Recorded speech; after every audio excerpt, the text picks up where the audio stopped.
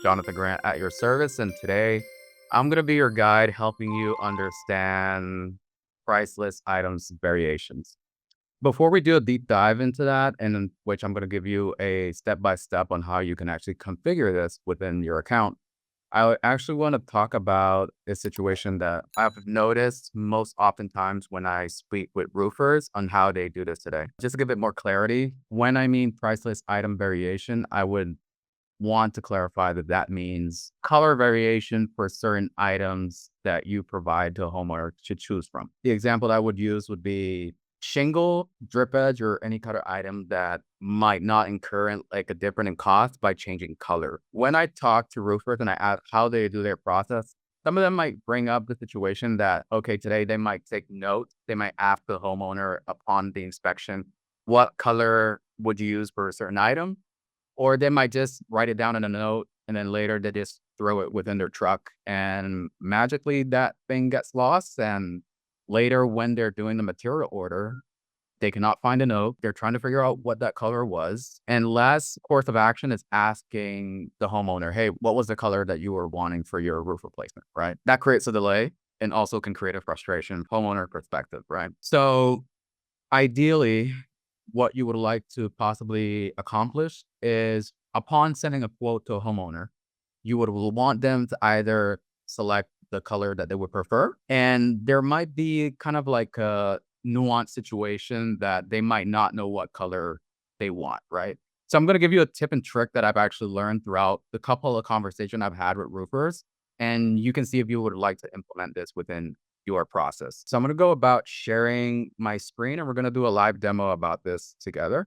And we're going to do step by step on where you would go within your account, how do you set the variation, and how it would look when a customer is signing a quote within ProLine. So with that being said, let me go about sharing my screen. So from within the account, what I'm going to go about doing is I want to go and jump over to company settings. So you would head over to hamburger menu, go to company settings, and then a new tab would open up. I'm headed over already into price list, which would be your catalog of items that would live within your account. Let's say I'm going to look up the item that I'm going to be using today would be Atlas Pinnacle Pristine. Okay. So the icon that I would be using would be the one that says variation. Right here, what I'm going to go about doing is entering a label. And while some people can go about labeling it as color, my suggestion would not be doing it that way. The reason why is that let's say that you offer different items that can provide different variation of colors, right? If you just put in color and certain other items variation label as color as well, it's gonna be a bit confusing on how you can actually or the homeowner can actually select or know which one they would actually be selecting from. So I'm gonna put this one as Atlas Pinnacle Pristine Color. For this example, I know that one color that I actually know is, let's say, weather. Weather wood. I think I got that right. I'm gonna add another. That would be cedar.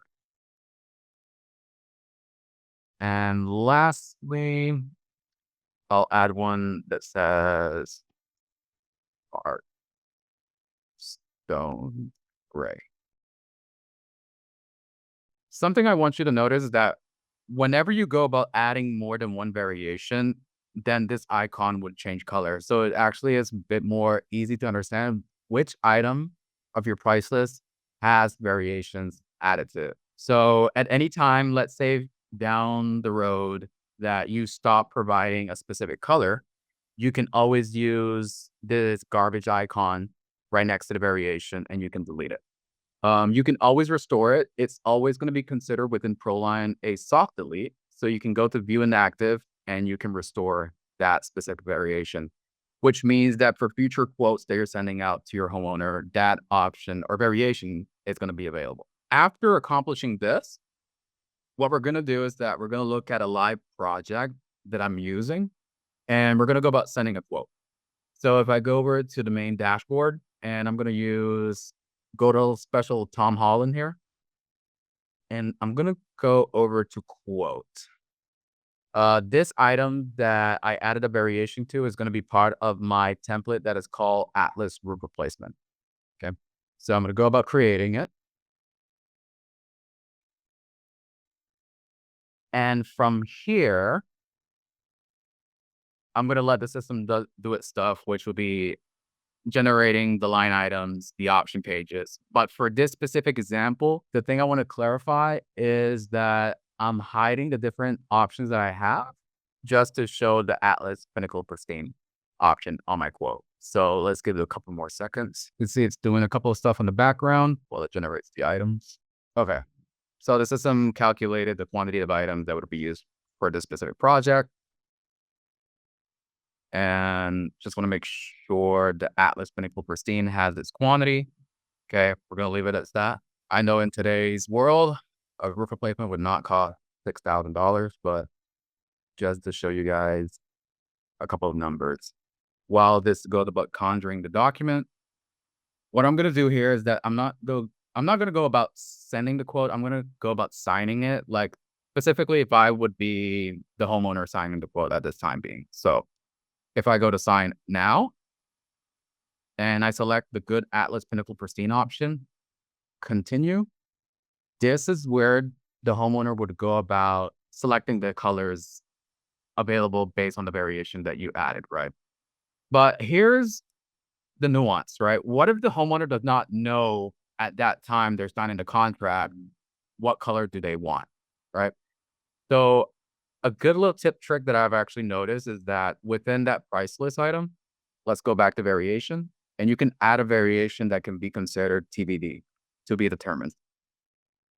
And when speaking to the homeowner, you can just let them know, hey, these are the colors we provide. But if you cannot decide upfront what color do you want, please go about, selecting the TBD, and we can come back to the color option from there. So let me go back to this quote. And we can see the TBD option right there that they can select from, right? So I'm going to go about selecting a color. I'm going to say, yes, I know what color I want. I'm going to continue signing the quote. And I'm going to agree to the terms, sign, and accept. So now that it has generated a PDF version of the quote that the customer just signed, I can scroll all the way down the signature side. We can see from here, right at the below, the color variation that the customer selected from, right? So you have it as a one source of truth. You can always come back to your quote and see what option or color the customer selected from. It also helps to understand if the customer never did know what color they wanted, if they selected TBD, you can come back to it saying, okay, I remember that you did not select a color variation for the shingle. What do you have an option today? Right. So that's one way you can go about tackling this kind of situation. So you can get away from writing the variation color on a paper that can later get lost. And you can just encourage your customers to go about doing it here. It also helps at the moment that you're creating a material order that you have to send over to the supplier, right? Because that means that you know the color up front, you save time, and you can get that material order sent out to the supplier at any time that you would want.